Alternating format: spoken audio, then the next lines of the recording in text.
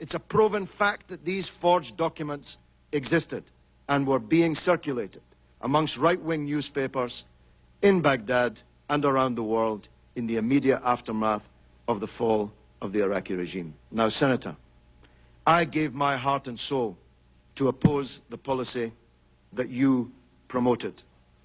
I gave my political life's blood to try to stop the mass killing of Iraqis by the sanctions on Iraq, which killed 1 million Iraqis, most of them children. Most of them died before they even knew that they were Iraqis, but they died for no other reason other than that they were Iraqis, with the misfortune to be born at that time.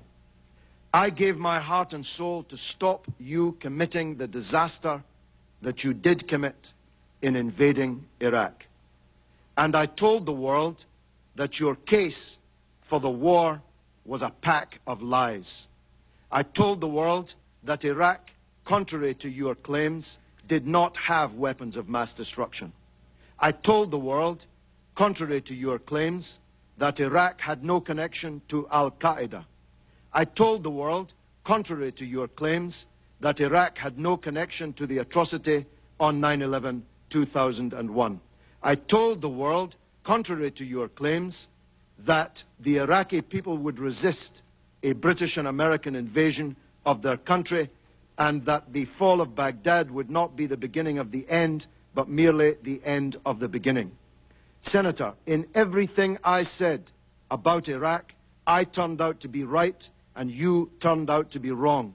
And 100,000 people have paid with their lives. 1,600 of them American soldiers sent to their deaths on a pack of lies. 15,000 of them wounded, many of them disabled forever on a pack of lies.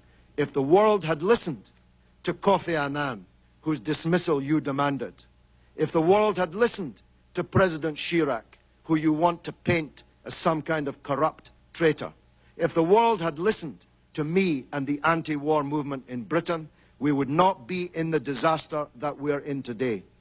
Senator, this is the mother of all smokescreens.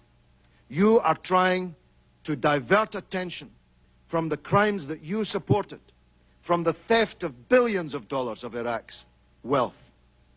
Have a look at the real oil for food scandal. Have a look at the 14 months you were in charge of Baghdad, the first 14 months, when $8.8 billion of Iraq's wealth went missing on your watch. Have a look at Halliburton and the other American corporations that stole not only Iraq's money, but the money of the American taxpayer.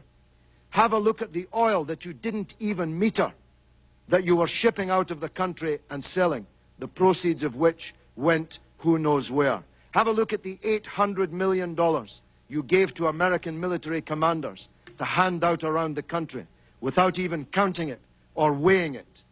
Have a look at the real scandal breaking in the newspapers today, revealed in the earlier testimony in this committee, that the biggest sanctions busters were not me or Russian politicians or French politicians.